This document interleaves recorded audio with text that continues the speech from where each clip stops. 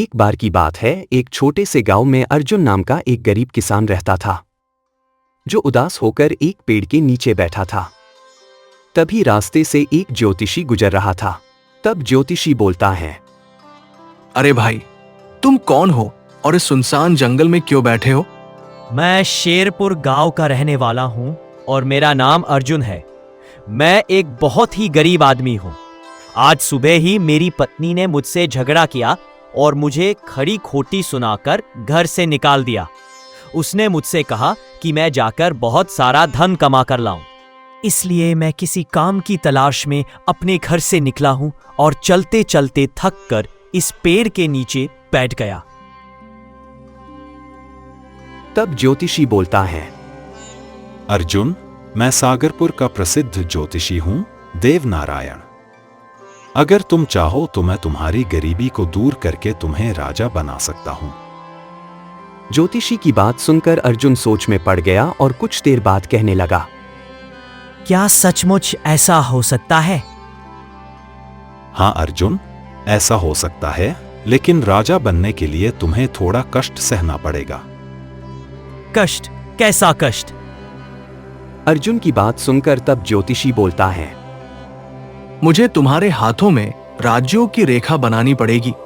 मुझे अपनी कटारी से तुम्हारी हथेली पर एक रेखा खींचनी होगी।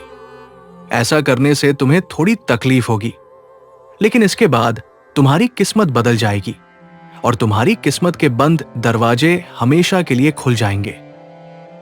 ज्योतिषी की बात सुनकर अर्जुन सोच में पड़ गया और कुछ देर बाद कहने लगा, मुझे आपकी बात मंजूर है ज्योतिषी जी। आप जल्दी से मेरी हथेली पर एक ऐसी रेखा खींच दीजिए। यह सुनकर ज्योतिषी ने अपनी कटारी निकाली और अर्जुन के हाथ में एक राजयोग की रेखा बना दी। फिर ज्योतिषी बोला, अर्जुन, अब तुम यहां से जाओ। तुम्हारी किस्मत में राजयोग बन चुका है। जल्दी तुम किसी देश के राजा बनोगे। अर्जुन ने ज्योतिषी को प्रणाम किया और वहां से चल पड़ा। उसके जाने के बाद ज्योतिषी भी सागरपुर की ओर निकल गया। मुझे राजा बना हुआ देखकर मेरी पत्नी राधा और बच्चे बहुत खुश हो जाएंगे। वह अपने घर की ओर जा ही रहा था, तब उसे रास्ते में कुछ चमकता हुआ दिखाई दिया। वह पास जाकर देखा, अरे ये तो किसी राजा का मुकुट है। लगता है अब मैं राजा बन जाऊंगा। जैसे ही वह मुकुट को उठाता, तभी राजा का 2 सैनिक आ जाते हैं।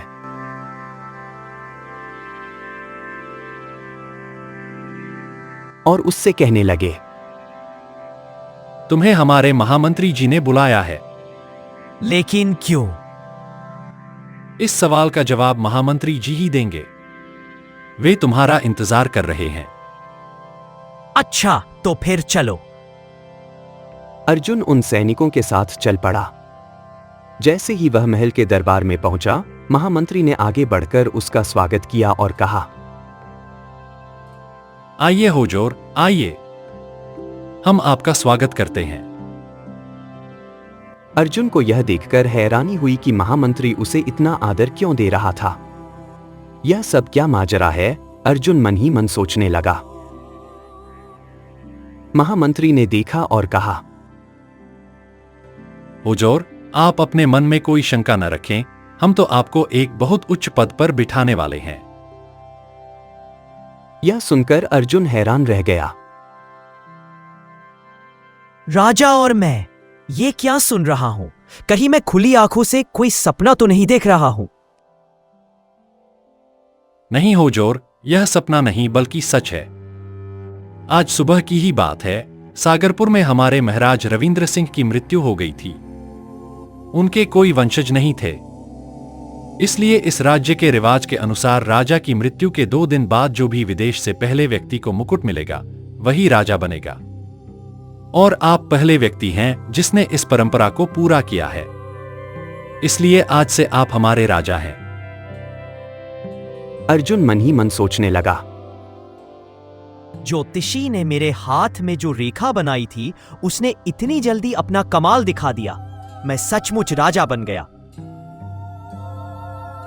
महामंत्री ने पूछा, हुजूर, आप किस सोच में डूब गए? सोच विचार छोड़िए और हमारे साथ महल में चलिए। फिर महामंत्री आदर के साथ अर्जुन को राजमहल में ले गया। वहां पर अर्जुन का राज तिलक किया गया। महामंत्री ने सभी को बताया। नगरवासियों, आज से राजा अर्जुन सिंह हमारे नए राजा हैं। अब अर्जुन राजा बन चुका था और साथ ही उसका नाम भी राजा अर्जुन सिंह हो गया।